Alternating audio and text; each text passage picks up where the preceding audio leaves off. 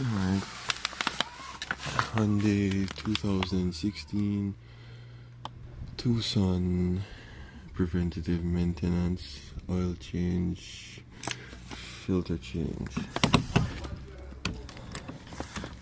First, you have to remove the underlying pad. You can use a 10mm bolt.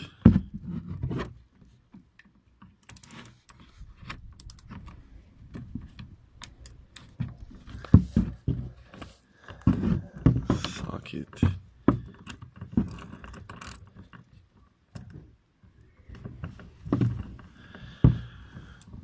Alright, so you have to remove 1, 2, 3, 4, 5, 6, 7, 8 bolts. So I'll be back when I remove them all. Oh, miscalculation, there are actually 13 bolts, and they're at the back. The last 4 are at the back, and there are 9 at the front. Alright, so this here is 1, and the other 4 go across to the next front wheel. And here's another one further at the back.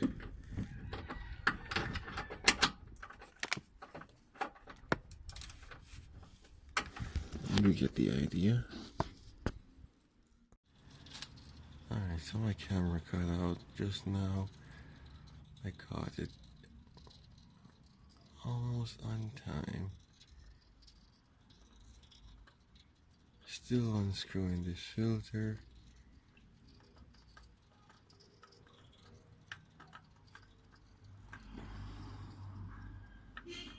There we go. And you can just drop it in the oil pan.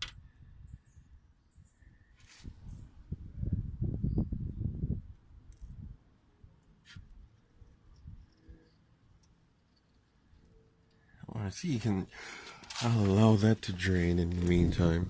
Get something to wipe up the mess. Alright, so I'll just keep here clean. That underlining, it really does a good job, because this engine has never been engine washed, and yet it's so clean under here. I mean, the top area could look better, but it's not dirty to the point where it affects performance. Alright, so while that drip drains, I'm gonna change the air filter. This cover here came off the engine. You don't need to take that off, but if you want to, it's held on by these like nipple, I don't know what they're called, 4 of them. So here are the other 2. I'm going to put some oil on them so they're not so hard to take off. If I do actually need to take them off, you can just put your hand on there and pull it up, and put your hand on and pull it up. Your air filter is held in here. You just pull the corners, and these swivel latches, set them vertically. You can hold on to the sign that says pull. It comes right out. There was a dead bee inside this. Yeah, it fell apart. Alright, so unfortunately where I live, no one has these filters, so I had to order them online. They don't get dirty quickly, so I can change them like every 15-20,000 kilometers, depending on how dirty or dusty your area is.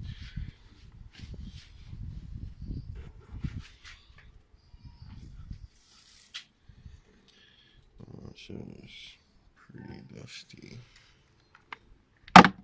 Yep.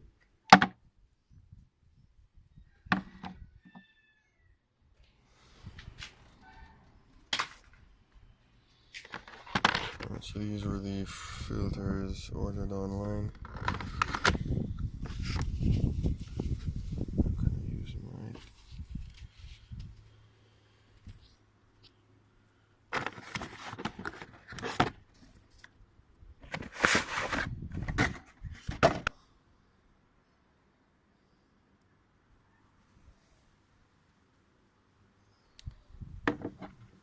You simply just put them in the same way you took out the other one.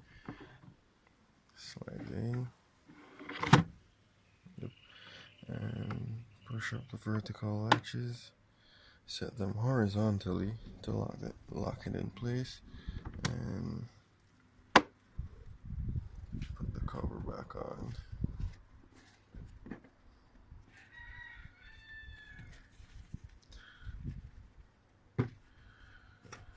So depending on your area, whether it's European,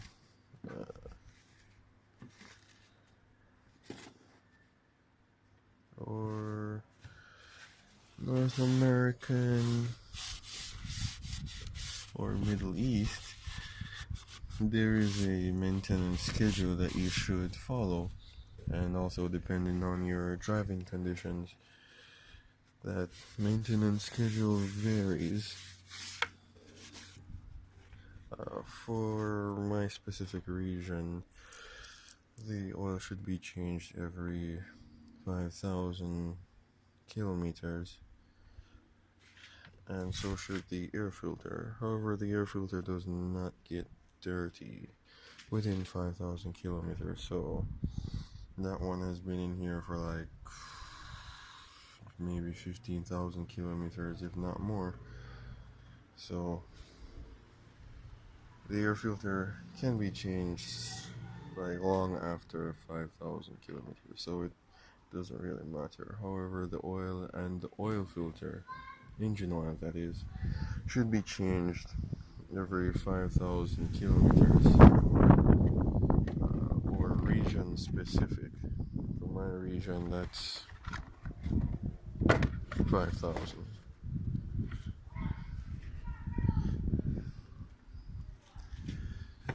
Also, the oil that should be used within this engine is the Shell Helix. Unfortunately, I got, or the only one available at the rated viscosity that I wanted was the Shell formula. Based on the research I've done, the Shell formula seems to be conventional engine oil versus the Shell Helix, which is actually a synthetic blend or a fully synthetic motor oil. Engine oil, motor oil, same thing. The only drawback towards the conventional oil is that it can't last as long as the synthetic blend or fully synthetic oil. Therefore, this oil would need to be changed a lot sooner than the recommended time for the conventional engine oil, or rather not the conventional, the synthetic. Alright, so that's still dripping. Just gonna leave it. Good advice, don't start your engine without oil, or don't run the engine without oil. Don't make that mistake. Just a tip.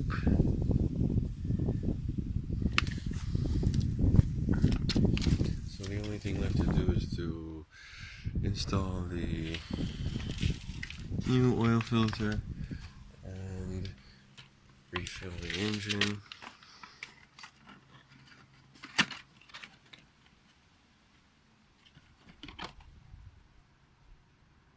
it should be good to go.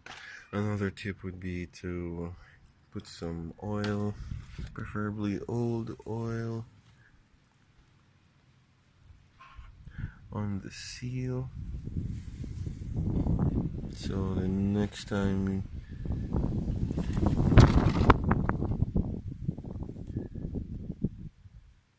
at the next servicing interval, the oil filter should be easy to remove, where the rubber doesn't get stuck on the engine body. Also, when removing or reinstalling a new engine oil filter, be sure to verify the rubber gasket or the seal did not get stuck on the engine itself. It is possible to damage your engine by double gasketing the engine oil filter. It happens to some persons, so just be sure when you remove the old oil filter to check to verify the rubber gasket is still in place on the oil filter itself and it wasn't left behind stuck on the engine, which is why it's a good idea to lubricate the gasket so it doesn't actually stick, like get stuck on the engine. Also, lubricating it provides a good seal as well, a very effective seal. So it's still dripping. I'm gonna get to something else in the meantime. The only thing left to do right now is to install the oil filter, which I can do, but it's still dripping there as well, so I'll check back in like here we go.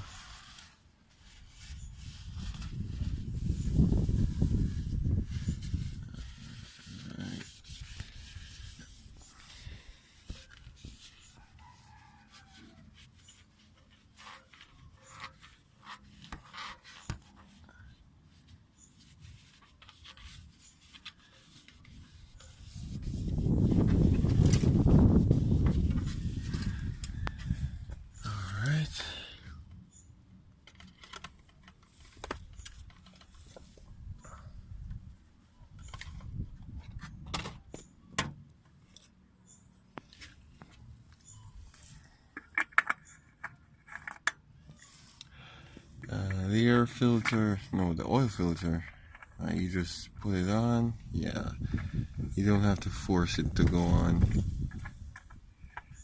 It should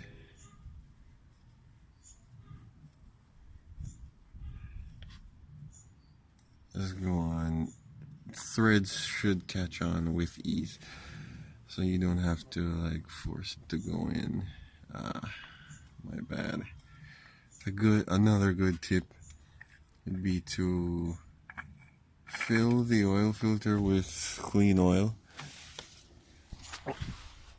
That way, for the first like 5 seconds of running the engine, it should first few seconds of running the engine, it wouldn't run dry.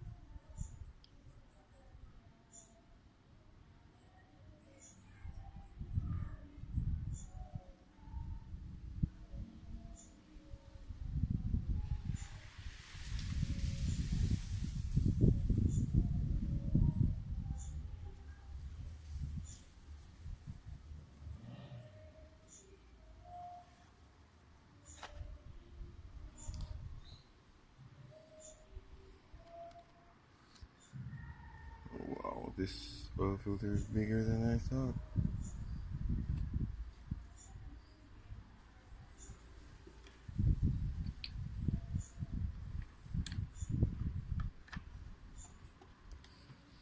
unless it's leaking. Sure.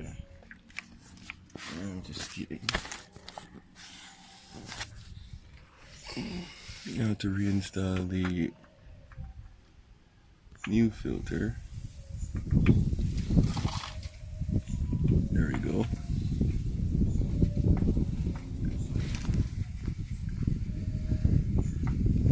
Alright, awesome.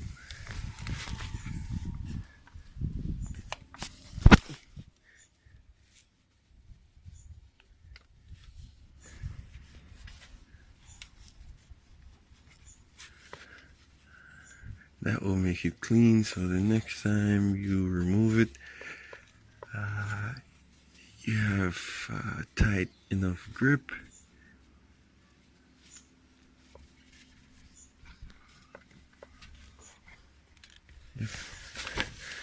There's still some dripping taking place under the engine, but it's cool. I'm not gonna wait for it to completely drip out. So it's good enough. You reinsert the drain plug. Where's the hole? Here we go.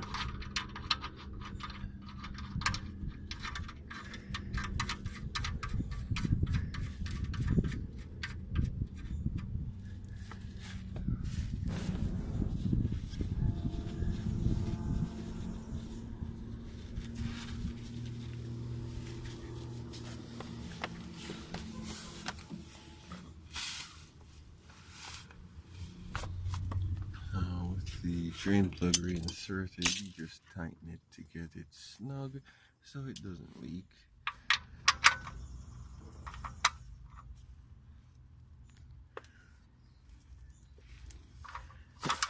Usually you should put a crush washer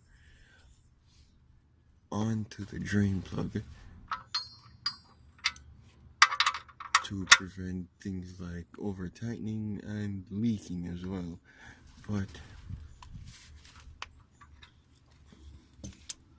you really don't have to. Plus, where I live, crush washers are like a myth. I've never actually seen one being sold in a store. I mean, in the European or American market, those things are like common, but in my region, I've never actually seen one of those being sold in a auto parts place. Never. So once the drain plug is installed properly and it's not cross-threaded and it's tightened snug, not too tight, it's just snug, it doesn't leak, and that usually holds it in place. From there, with the drain pan plugged and the oil filter installed, we are finished with the undercarriage. What I'll do is to pour in a bottle of engine oil. Meanwhile,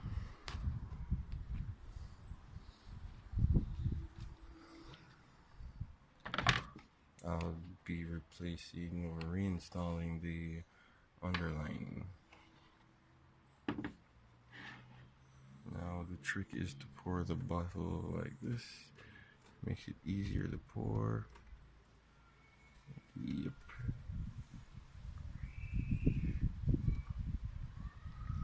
Now, as I said, for this particular engine, the recommended oil is the Shell Helix. However, I was only able to get the Shell formula. And according to the research I've done, the Shell formula seems to be traditional engine oil, and the Helix is the synthetic blend or fully synthetic engine oil, which is what is recommended.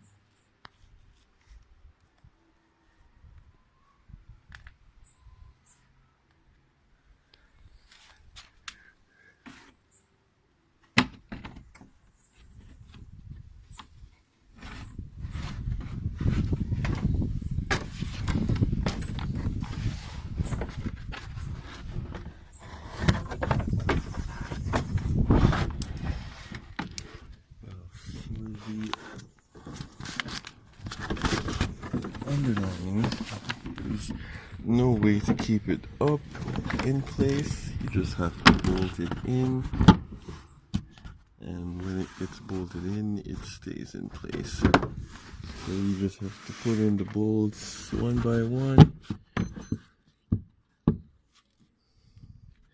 until it's all up in there. I'll be back. The last bolt is always the troublemaker. Get over here. That's in. That's in. Where did I miss?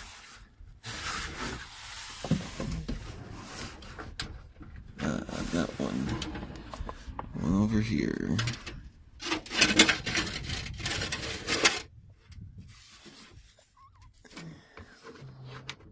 Yep, this one right here.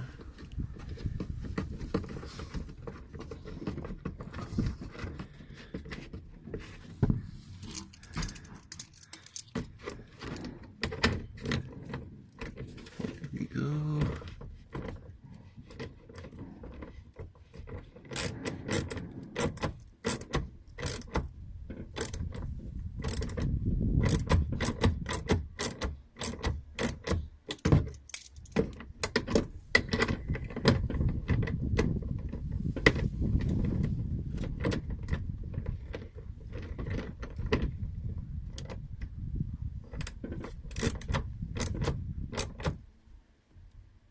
There we go. Alright, on the carriage is secure.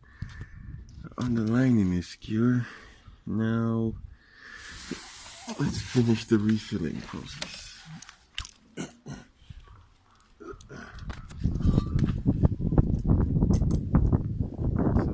this has to be empty by now.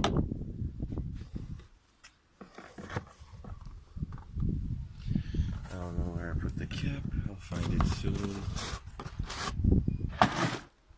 Yeah, that was smart of me.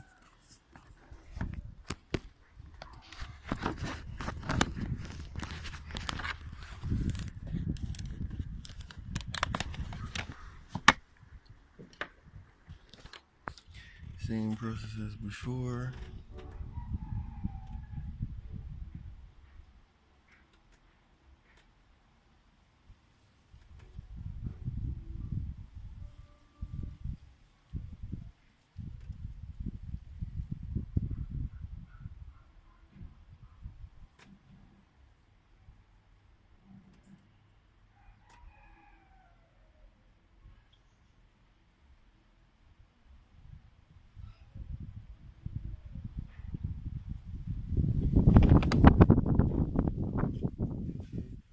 Let it drain.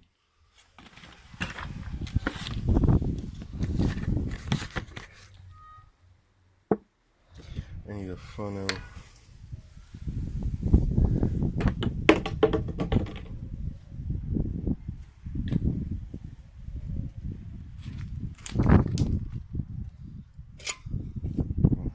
Good enough. So I'm gonna pour the old oil into this and pour it back into the bottles for recycling purposes. Also, for environmental reasons, you should not just dispose of your oil like dirty water.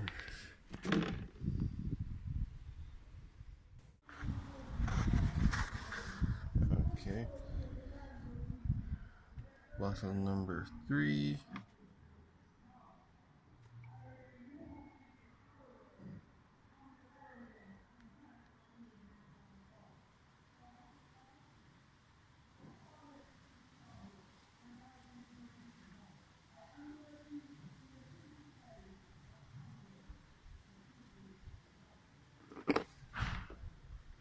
And just leave it there.